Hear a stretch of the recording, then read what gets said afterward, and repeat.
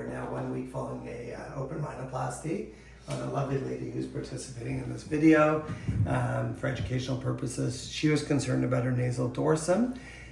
She had prior nasal surgery. She had a septoplasty, which made us a little bit anxious about knowing whether we were going to be able to have enough cartilage to work within her nose. So we had consented her to possible cartilage grafting from rib or cadaver rib. And she's early on, but we can always do more photos later. But we just taped her, took the splint off, and you can see her nasal shape is looking vastly improved with a very gentle slope. Tip is being lifted a little bit, and we've added some structural support to her nasal tip.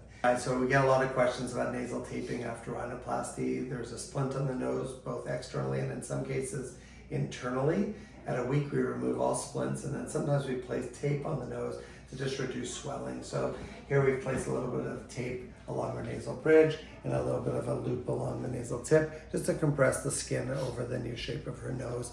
And she can do this at home on a regular basis over the next few weeks. Some doctors are big tapers. I usually recommend it in cases where patients have thicker skin.